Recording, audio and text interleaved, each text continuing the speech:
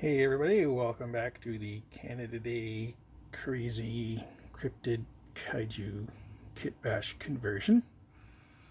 So, the Monster Moose has been primed with Krylon flat black paint and primer one. So it's got a nice black base coat. The tentacles here are still sticky. That happens with this type of plastic, the flexible rubbery type plastic. This kind of paint always stays sticky. But when I paint over with the top layers, the acrylics will seal that in and it will be fine. So the first step is I'm going to be doing what's called the zenithal highlighting. That's from the word zenith, or direction, referring to the sun, and basically that's the direction that the light will be hitting it. You know, if you're painting it, the direction that the light will be hitting it from above. So what you do is you base coat with a dark color, in this case black, and then you lightly spray from above and at an angle with the white to hit the highlighted areas, and that's where the light hits. And then when you paint, you're kind of using thinned out and transparent colors so that you can keep the shading under the tones that you're putting on. And this is a miniature painting trick that's been around for a few years. It helps with speed building, and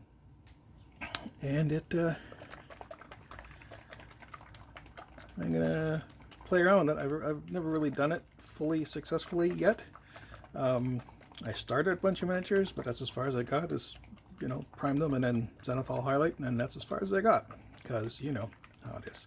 So I've got my collection of paints over here and inks that I've used my little paint shaker to pre-agitate.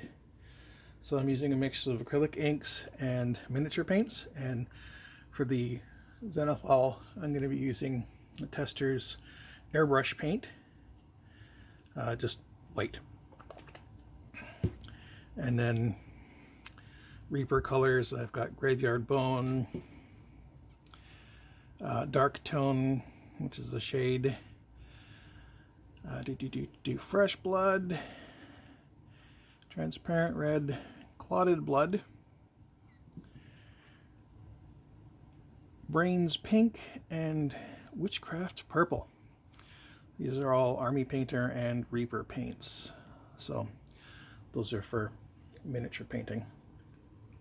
I'll move those back a little bit.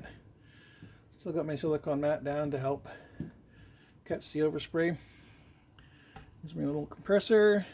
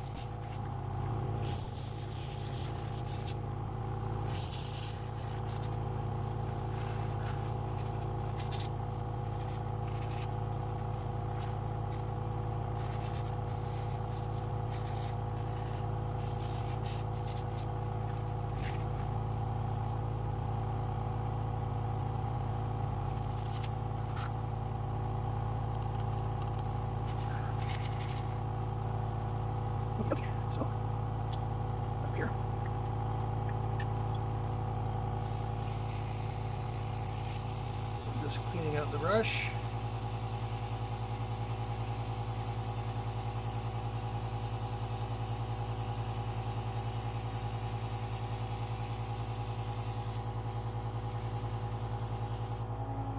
A little bit more.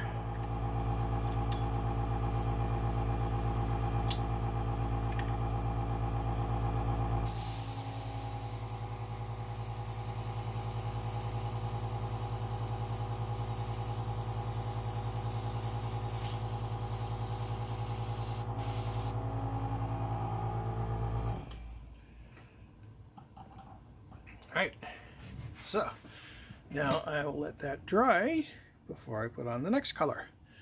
And I'll have some coffee. Yeah, coffee's good. Okay, I've grabbed a couple more colors to add to the mix.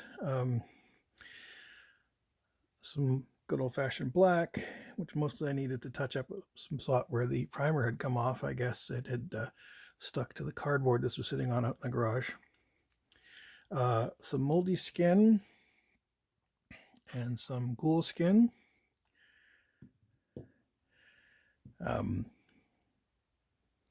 And I think I already had the graveyard bone. Anyway, so shaking them up and moving on to the next step.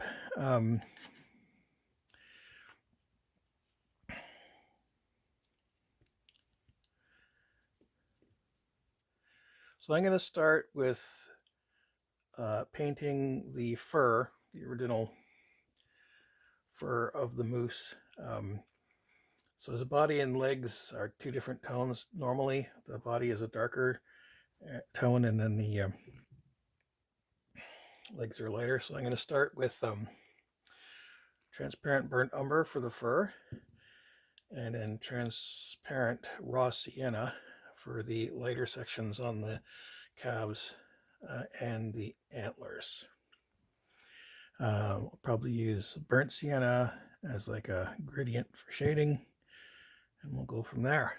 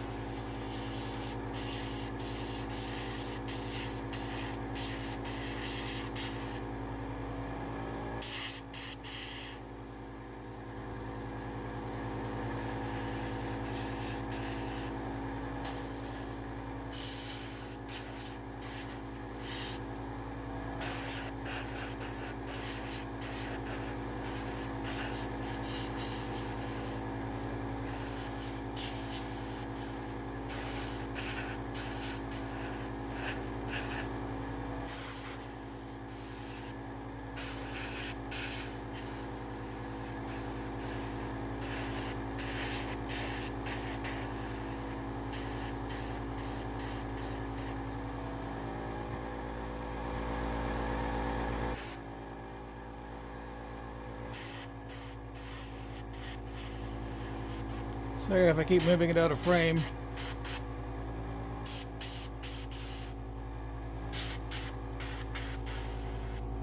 Kind of hard to look around the phone right in front of my face on a mount. Now, as you can see, I'm not too worried right now about overspray. As they say,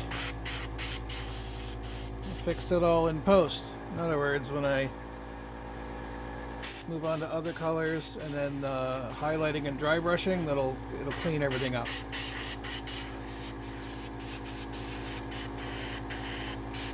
Not that a hideous monster needs to look particularly clean, but you know how it is.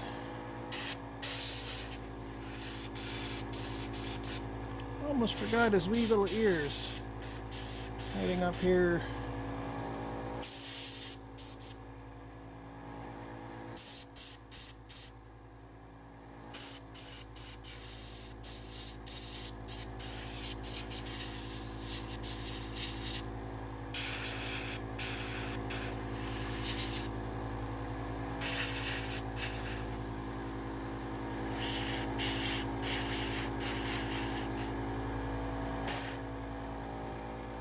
Okay.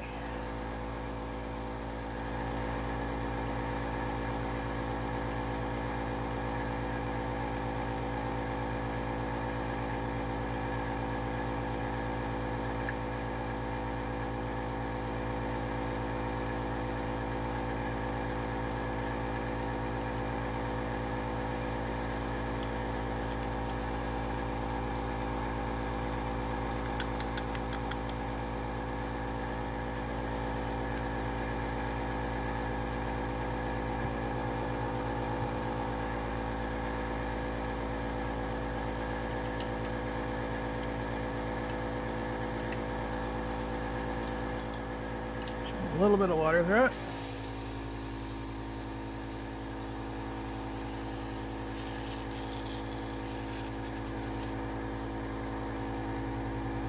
I'm going to move on to the raw sienna.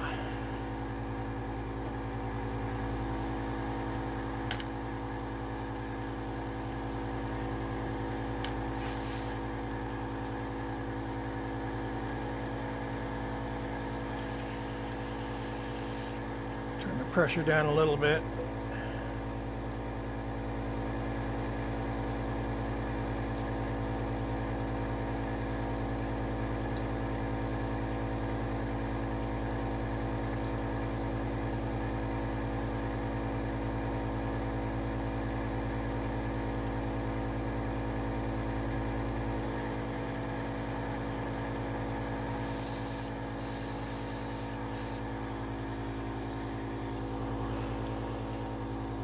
Oops. Too much water in there.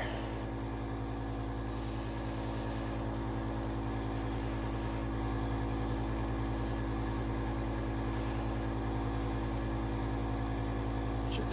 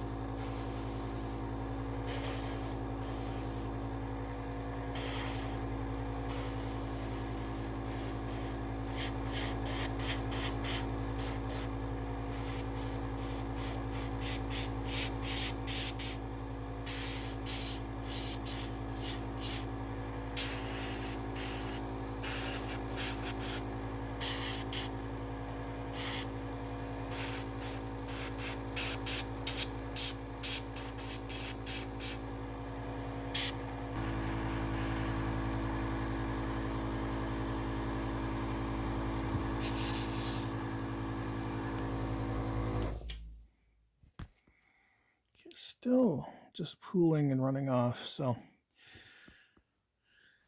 time for some little hair dryer action to dry this up a little bit and move on to the next step. Please stand by. So the airbrush paint, at least that particular one, is not behaving.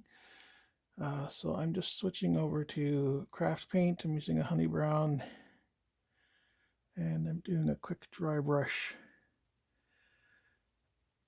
of the, so I can finish out the fur and then move on to the abnormal growth stuff, which will be fun.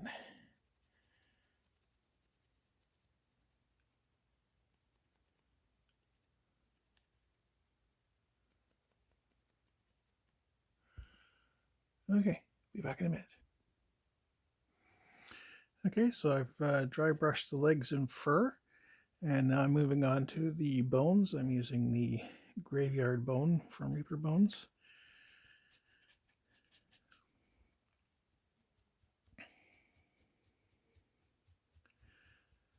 Just good old-fashioned dry brushing.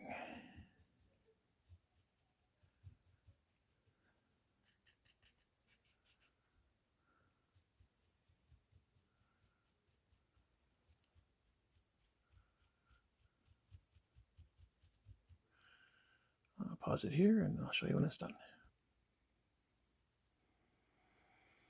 Okay, so I've dry brushed all the skeletal parts, as well as I used the same color on the antlers to bring in more highlights and also fade them a little bit. Okay, so now on to the tentacles and other mottled flesh, and I have to figure out what colors I'm going to paint those. We'll be back.